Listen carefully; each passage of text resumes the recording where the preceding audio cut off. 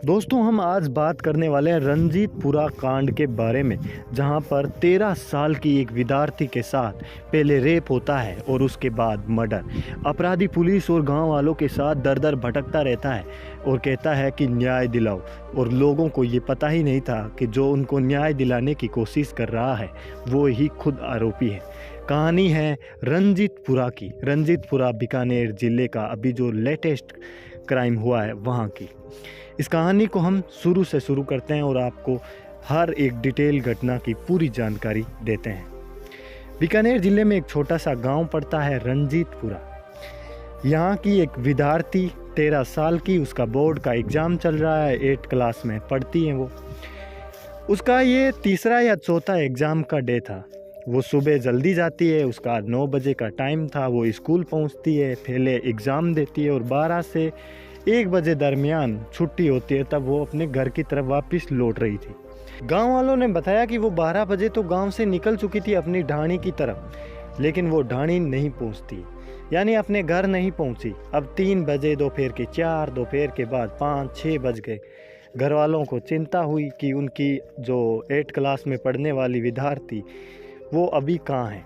गांव वालों के साथ फिर वो स्कूल पहुंचते हैं। स्कूल के बाद वो गांव में ढूंढते हैं, लेकिन अब धीरे धीरे अंधेरा पड़ना शुरू होता है। अंधेरे में बेटी को हर जगह ढूंढता है अपना एक बाप, जो उन्हें हर जगह ढूंढता है, लेकिन कहीं पर भी उन्हें कुछ शिनाख्त नहीं मिलती है। अब ये बात पूरे रंजीतपुरा में फैल जाती है। गांव के हर शख्स इकट्ठे होने लगते हैं कि एक बेटी गायब है। तब रात का अंधेरा काफ़ी हो गया, 8 से 9 बज गए। तब पुलिस स्टेशन में ये पहली बार कॉल किया गया। वहाँ की बज्जू पुलिस स्टेशन में ये कंप्लेन की गई एक मिसिंग की, कि एक 8वीं की छात्रा मिसिंग है, अभी तक मिली नहीं है। 9 बज चुके हैं रात के। लगातार गांव वाले ढूंढ रहे हैं। वहाँ पर एक नहर पड़ती, उस नहर को भी पूरी तरह से खंगाला गया, लेकिन रवि रात की 12, 1, 2 और अगले सुबह हो गई। ये 19 से 20 फरवरी की बात थी, अभी 21 फरवरी आ गई, लेकिन उसका पता कहीं नहीं चला 8वीं की छात्रा का। लेकिन अगले दिन पुलिस मौके पर पहुंचती है, जगह जगह ढूंढा जाता है। यहाँ लोग धीरे धीरे इकट्ठा हो रहे हैं। सोशल मीडिया पर बात फैल चुकी है, इसलिए लोग ज़्यादा से ज़्यादा इकट्ठे हो रहे हैं। उस विद्यार्थी को ढूंढा जा रहा है, लेकिन विद्यार्थी कहीं पर मिल नहीं रही। पुलिस भी मौके पे है, कुछ गांव वाले, दूसरे गांव वाले भी इकट्ठे होते हैं, काफ़ी लोग आ जाते हैं। पूरे दिन शिनाख्त होने के बाद सुबह की 11 बजे एक शख्स बताता है कि वहाँ पे एक अर्धनग्न एक बॉडी पड़ी है। पुलिस और गांव वाले मौजूद वहाँ पहुँचते हैं। जो ओरन थी, उस टाइप का एक जंगली इलाका। पुलिस देखती है कि उनका किसी शख्स ने उसका रेप किया और रेप के बाद गला घोंटकर उसे मार दिया गया है। जैसे ही ये बात रंजीतपुरा के गाँव में सोशल मीडिया पर ये बात फैलती है, तो दिन ब दिन लोगों की संख्या बढ़ने लग जाती है और पुलिस से सिर्फ एक ही मांग रहती है कि कैसे भी करके उस अपराधी को पकड़ा जाए जल्दी से जल्दी। पुलिस पर ये दबाव था। वहाँ के जो एमएलए साहब थे, जिनकी ज़्यादा चलती थी, देवी सिंह भाटी, उनका भी दबाव आया। बड़े बड़े सरकार के नेता थे, उन्होंने भी दबाव दिया। ये मुद्दा धीरे धीरे सोशल मीडिया पे आया और आजकल आप समझते हैं कि सोशल मीडिया पर जो मुद्दा आ जाता है वो ट्रेंड बन जाता है किसी तरह से। हम लोगों ने कई केसेस में देखे हैं कि पुलिस वाले स्टार्टिंग में उस केस को इतना सीरियस नहीं लेते हैं, लेकिन वो केस जब सोशल मीडिया पे आ जाता है तो वो केस एक ट्रेंड बन जाता है, जिसकी बदौलत पुलिस पर दबाव काफ़ी ज़्यादा आता है। एसपी, एसएचओ, वहाँ के जितने भी लोग थे वहाँ पे मौके पे पहुँचते हैं।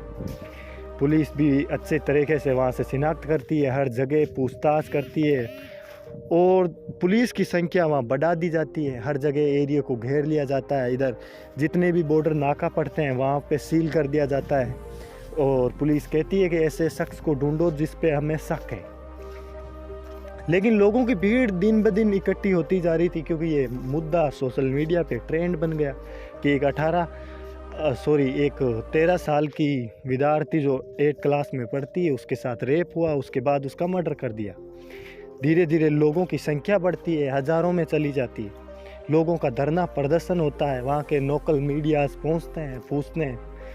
अब धीरे धीरे पुलिस पर दबाव आ रहा है। पुलिस जो बीकानेर पुलिस थी वो लगातार इन्वेस्टिगेशन कर रही थी। तभी पुलिस ने बताया कि वहाँ पर पुलिस को क्या क्या चीज़ें मिली हैं। तो पुलिस ने बताया कि सबसे पहले वहाँ पर एक अर्धनंगन बॉडी थी और उसके साथ में पुलिस को एक जो छोटी सी चीज़ मिली वो थी एक लॉकेट। अब पुलिस को ये शनाख्त करना था कि ये लॉकेट किसका है। पुलिस ने उस बॉडी को ध्यान से देखा, पता चला कि उस विद्यार्थी ने बहुत ज़्यादा हिम्मत दिखाई, बहुत ज़्यादा मुकाबला किया उससे लड़ने का। पुलिस ने जो वहाँ के पैरों के निशान देखे, वहाँ से पुलिस को पता चला कि जो भी शख्स है वो सिर्फ एक ही है, दूसरा शख्स नहीं है।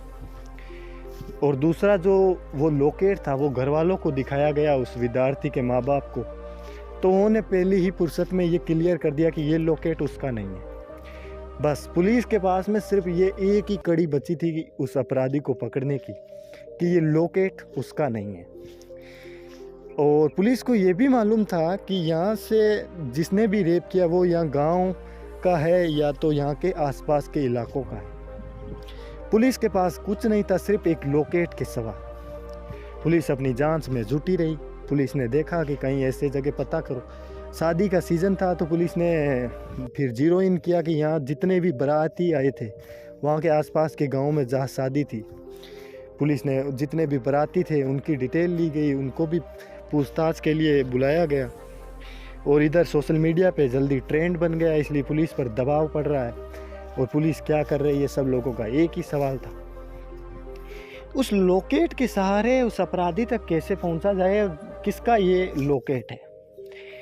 पुलिस ने कहा कि जो भी अपराधी है वो यहाँ गांव का ही है, क्योंकि ये जो जंगली इलाका पड़ता है यहाँ आम तौर पर ये यदि कोई बाहर के गांव का है तो वो इस जंगली इलाके में नहीं आ सकता। आमतौर पर जो कुछ ऐसी जगह होती है गांव की जहाँ पे सिर्फ गांव वाले ही जा सकते हैं, बहुत सारी जगह हो जाती है, जैसे ओरण हुई, जंगली इलाके। तो पुलिस को ये तो कंफर्म था कि ये जो भी है अपराधी है वो गांव का ही है। तो फिर पुलिस ने ये शिनाख्त की कि कैसे भी करके ये पता लगाया जाए कि यहाँ पे ऐसे कोई लड़के हैं जो स्मैक करते हो, ड्रग्स लेते हो, और या जो नशेड़ी टाइप बदमाश लड़के हैं। तो पुलिस का ये तो पहले ही कंफर्म था कि जो भी है वो इस बदमाश टाइप का ही कोई लड़का है जो शराब वगैरह पीते हो। पुलिस ने ऐसे कई लड़कों की शिनाख्त की, उनसे पूछताछ की गई, लेकिन कुछ भी पता नहीं चल रहा था। पुलिस ने कहते हैं कि इस शिनाख्त में कम से कम 40 से 50 लड़कों को खंगाला गया, लेकिन किसी के बारे में पुलिस को पता नहीं चल रहा। इधर प्रेशर बढ़ता जा रहा है। फिर पुलिस ने कहा कि अभी क्या किया जाए। फिर वो एसपीजी और उनके नए नए ऑफिसर पहुंचने लगे जो इस क्राइम से जुड़ने लगे। तो फिर पुलिस ने एक छोटी से छोटी बारीक चीज़ों को डिटेन किया। तो पुलिस को पता चला कि जो लॉकेट पुलिस को उस घटना के पास मिला है वो नया है, यानी पुराना नहीं है, इसे नया लेकर आए। जो लॉकेट था वो जो आर्टिफिशियल ज्वेलरी होती है उसका ही था, यानी जो आर्टिफिशियल ज्वेलरी होती है उस पर थोड़े से दिन होने के बाद में उस पर थोड़े बहुत काले धब्बे पड़ जाते हैं। तो पुलिस को ये तो पता चला कि ये लॉकेट नया है, और ये नया लॉकेट गांव की दुकानों में नहीं मिलता। यहाँ जो बाहर के शहर टाइप होते हैं या जहाँ मेले लगते हैं वहाँ पे ये लॉकेट मिलता है। तो पुलिस को ये छोटी सी कड़ी मिली, लेकिन पुलिस के लिए इसमें क्या बड़ी बात हो सकती है, क्योंकि अभी मेले बहुत लग रहे थे इधर बीकानेर और इधर आसपास। तो पुलिस ने कहा ये छोटी कड़ी है लेकिन इसमें भी पूछताछ की जाए। सबसे पहले पुलिस ने जो बाराती आए थे शादी में उनको खंगाला, फिर देखा कि बदमाश कौन है उनको खंगाला, फिर जो इसमें एक सिगरेट पीते हैं उनको खंगाला। 3 जगह कोशिश करने के बाद भी पुलिस को अपराधी के बारे में पता नहीं चल रहा था। तो फिर पुलिस ने ये चौथा बेतरा आजमाया कि इसे भी आजमा के देख लेते हैं। ये लॉकेट नया है, इसका मतलब अपराधी मेले में जाकर आया है। पुलिस ने जीरो डिटेन किया, इसमें पता चला 20 से 25 लोगों के बारे में पता चला जो मेले जाकर आए हैं अभी अभी। पुलिस वहाँ पूछताछ करती है कि ऐसा लॉकेट किसी ने लिया है, जिनमें से पुलिस को 3 लोगों पर शक होता है कि ये लोग मेले गए हैं और वहाँ से लॉकेट लाकर आए। तभी देखा पुलिस ने कि एक शख्स का लॉकेट बिल्कुल हूबहू नया है, यानी जो हमें घटना पर मिला है वैसे ही टाइमिंग से मैच हो रहा है, बिल्कुल नया है। पुलिस अब किसी पर भी तो ऐसे अपराधी बना नहीं सकती, क्योंकि इधर प्रेशर है लोगों को, फिर लोग कहेंगे कि जल्दबाजी में पुलिस ने किसी बेकसूर को उठा लिया हो। पुलिस ऐसे हवा में तो तीर चला नहीं सकती। फिर पुलिस ने उस शख्स से पूछा कि आपने ये लोकेट लिया कहाँ से? तो पुलिस को वो शख्स कहता है कि मैं और मेरे साथी अभी हम इधर श्याम वाला मंदिर गए थे इधर मेले में, तब ये लोकेट लेकर आया था। पुलिस ने कहा कितने दिन हुए? उसने बताया 10 से 15 दिन। 10 से 15 दिन पहले वो श्याम बाबा मंदिर गया, वहाँ से ये लोकेट लेकर आया, उसने बताया। पुलिस को ये कड़ी तो मिल रही थी, लेकिन ये कड़ी मिलने से कोई फ़र्क नहीं पड़ रहा था। पुलिस को सिर्फ इतना शक था कि ये लोकेट बिल्कुल 10 दिन पहले का लाया हुआ है और जो घटना पे मिला है वो भी 10 दिन पुराना है, और गांव में किसी ने लोकेट ऐसा लिया ही नहीं है, सिर्फ एक ही शख्स ने लिया है। पुलिस को ये पहली जानकारी उस शख्स के बारे में मिली, और दूसरी जानकारी दूसरे दिन मिली। तब किसी गांव वाले एक शख्स ने बताया कि सबसे पहले लाश को इसी व्यक्ति ने देखा है। मतलब ये कि जो जंगलों में सबसे पहले इस बॉडी को जिसकी शिनाख्त की थी इसी शख्स ने कराई थी। इसने ही कहा था कि वो देखो वहाँ पे बॉडी पड़ी। पुलिस के पास ये दूसरा पॉइंट था कि इतने गांव वाले और पुलिस वाले मिलकर ढूंढ रहे हैं, किसी को बॉडी नहीं मिली, तो फिर इस शख्स को कैसे अचानक दिख गई? तो ये दूसरा पॉइंट था। पुलिस ने कहा कि अभी इससे पूछताछ की जाए। फिर इसे देखा गया, इसका ये शादीशुदा था और ये थोड़ा बदमाशी टाइप का भी था। पुलिस ने इसे गिरफ्तार किया, लॉकअप में डाला, पूछताछ की गई, लेकिन ये शख्स कुछ बोल ही नहीं रहा था। ये बार बार कह रहा था मैं अपराधी नहीं हूँ। पुलिस को भी डर लग रहा था कि हमने कैसे शख्स को उठाया जो अपराधी है ही नहीं। वो शख्स को पुलिस अपने अंदाज में पूछताछ करती है, लेकिन वो कुछ बता ही नहीं पा रहा, और पुलिस के पास भी कोई सबूत है नहीं उसके बारे में। पुलिस ने फिर इसे पूछताछ कर ली। फिर पुलिस ने कहा क्यों ना फिंगरप्रिंट भी मिलाया जाए। पुलिस ने फिंगरप्रिंट मिलवाने के लिए भेज दिए, और पुलिस ने इसको थोड़ा सा और पूछा अपने अंदाज में। पुलिस ने कहा भी कि देखो यदि तुम अपराधी हो तो हमें सच सच बता दो, हम तुम्हें छोड़ देंगे, वरना हम तुम्हारे जो फिंगरप्रिंट मैच होंगे उससे यदि मैच हो गया तो फिर हम तुमको छोड़ेंगे तक नहीं, और अभी तुम सच बोलते हो तो हम तुम्हारी मदद कर देंगे जिससे तुम्हें कम से कम सज़ा मिले। इतने में पुलिस का ये आइडिया काम कर गया, और वो अब शख्स वो कहानी बताता है जिस कहानी को सुनकर राजस्थान के हर एक इंसान का दिल खून खोलने लग जाता है उनका। उस शख्स का नाम पहली बार सामने आता है श्याम सुंदर, एक 25 साल का नौजवान जो अपनी सारी कहानी पुलिस वालों को बताता है, और फिर एक नई कहानी सामने आती है। वो रात को खुलासा करता है और सुबह होते होते सोशल मीडिया पर उसकी फ़ोटोएं बड़ी तेज़ी से वायरल हो जाती हैं। पुलिस ने बताया कि उसकी कहानी जो उसने बताया पुलिस को, वो कहानी कुछ यूँ थी। पुलिस का कहना था कि ये शख्स जो मूल निवासी है वो नौका का है। इस शख्स को जब सुबह का टाइम था, ये अपने भाई के साथ खेतों में टहलने गया था, तभी देखता कि एक 8वीं की विद्यार्थी वहाँ से एक रोड के पीछे साइड में चल रही है, लेकिन श्याम सुंदर अपने भाई के साथ में था। जैसे ही लड़की अकेली को देखता है अपनी नीयत ख़राब हो जाती है, अपने भाई को बोलता है कि तुम घर पे चलो, मैं अकेला आता हूँ। भाई को भी कुछ मालूम नहीं था, भाई को सोचा कि कोई काम होगा।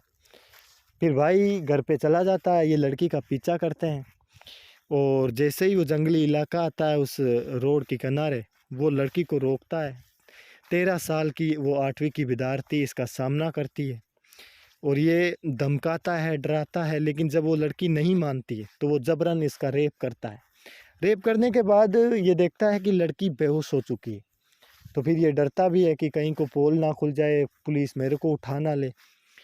तो इसी डर से पहले इसका कोई आइडिया नहीं था कि उसका मर्डर कर दे, लेकिन इसके बाद इसकी नीयत ख़राब होती है, और ये उस लड़की का जो 13 साल की 8वीं की छात्रा है उसका गला घोंटकर उसकी हत्या कर देता है। लड़की के पास ही दुपट्टा था, ये दुपट्टे से उसका गला घोंटता है। ये जब तक दबाए रखता है तब तक उसकी सांसें रुक ना जाती। गला घोंटने के बाद ये देखता है उसके हाथापाई के निशान हैं, जगह जगह उसके भी चोटें लगी हैं। ये मिट्टी से उसी चोटों को खंगेलता है और फिर घर जाता है। अच्छे से नहाता है ताकि किसी को लगे तक नहीं कि उसने किसी का मर्डर करके आया है। नहाने के बाद वो जितने भी खरोच लगे हुए उन्हें मिट्टी से मिटाता है ताकि किसी को पता ना चले। तभी उसे याद आता है कि उसके पास जो लॉकेट था वो वहाँ पे गिर चुका है। उसने कोई भी सबूत पीछे छोड़ा नहीं है, सिर्फ लॉकेट के सिवा। फिर ये सोचता है कि लॉकेट को मैं लेकर आ जाऊँ। ये कोशिश भी करता है लॉकेट को वापस लाने की, लेकिन अब धीरे धीरे मामला उधर फैल चुका है। 4 से 5 बज चुके हैं। सारे लोग गांव में ढूंढने लग जाते हैं। तो इसको भी डर लगा कि अभी मैं लॉकेट वापस लेने जाऊं और कहीं मैं पकड़ा जाऊं उस बॉडी के पास में, तो मैं फंस सकता हूं। तो ये जब मेले गया था तो 2 लॉकेट लेकर आया था, तो वो दूसरा वाला लॉकेट पहन लेता है। तो ये दूसरा वाला लॉकेट इसलिए पहनता है क्योंकि इसको पता था कि बॉडी के पास में लॉकेट मिला है और मैं 6 से 7 दिन से लॉकेट पहन रहा हूँ और किसी ने मुझे कह दिया कि तेरा लॉकेट कहाँ है, तो मैं पकड़ा जा सकता हूँ। इसलिए इसने सोचा कि क्यों ना मैं एक नया जो लॉकेट लाया हूँ वो पहन लूँ ताकि किसी का ध्यान मेरी तरफ ना जाए। तब ये लॉकेट पहनता है, नहाता है, उसके बाद उसी गांव वालों के साथ उस बेटी को ढूंढने लग जाता है जैसे मानो कुछ हुआ ही नहीं। सबसे पहले खुद को कंफर्ट जोन में डालता है, फिर सोशल मीडिया पर ये बाकायदा पोस्ट भी करता है कि जो भी दरिंदा और आरोपी है उसे फांसी की सज़ा मिलनी चाहिए, इससे कम नहीं दी जानी चाहिए। जगह जगह पोस्ट भी करता है सोशल मीडिया पर ताकि किसी को शक ना हो। पुलिस के साथ ये मिलकर हर जगह उसको ढूंढने की कोशिश भी करता है, हर जगह ढूंढता भी है। और एक बार ये खुद ही वहाँ के गांव वाले लोगों को कहता है कि वो रही बॉडी, यही इशारा करता है। लेकिन पुलिस को सब पता चल गया। उसके बाद पुलिस ने इसको ये जो कहानी बताई उसने ये बताई। फिर जैसे ही गांव वालों को पता चला कि श्याम सुंदर नाम का एक आरोपी पकड़ा गया है उस 8वीं की छात्रा के मर्डर और रेप में, तो गांव में आक्रोश बड़ी तेज़ी से फैलता है। पुलिस उसे सीधा रेफर करती है वहाँ से, बीकानेर से। लेकिन एक खुशखबरी यही थी कि आरोपी पकड़ा गया है, उसे जल्द से जल्द सज़ा मिले। और वहाँ के जो पुलिस के जितने भी अधिकारी थे उन्हें शाबाशी दी गई कि इस केस को इतना जल्दी वो सुलझाने में कामयाब रहे।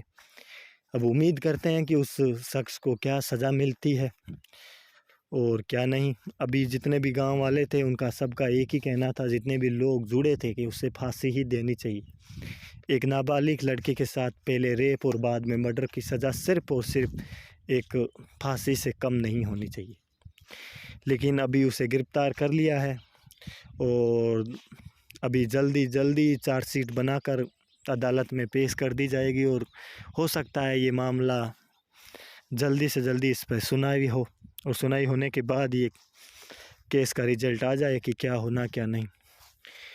तो मैंने जो कहानी में कहा था कि एक ऐसा आरोपी जो पहले मर्डर रेप करता है और उसके बाद पुलिस वालों और गांव वालों के साथ में घूमता है उसी डेड बॉडी को ढूंढने के लिए, इतना बेखौफ कैसे कोई आरोपी हो सकता है। लेकिन हम हर बार गलत रहते हैं, ऐसे नए नए आरोपी आते रहते हैं। तो बस आज की कहानी में इतना ही। आज की कहानी मिस्टर प्रेम सिंह कछावा की तरफ से आप तक पहुंचाई गई। तो बस आज की कहानी के लिए इतना ही। मिलते हैं कुछ नई कहानियों के साथ। जय हिंद, जय भारत। वीडियो में कहीं पर भी फ़ोटो और उससे रिलेटेड कुछ भी चीज़ें नहीं दिखाई गई है, ये एक तरह का रूल है। तब तक आरोपी को आरोप सिद्ध ना हो जाए उससे कोई भी जुड़ी संबंध फ़ोटोएँ लीक करना एक इलीगल कंटेंट में आता है। इसलिए हमने कोई भी फ़ोटोएँ इस शख्स की नहीं दिखाई है और ना ही नाम का जिक्र किया है, ठीक है, इससे related. Okay, thanks for watching.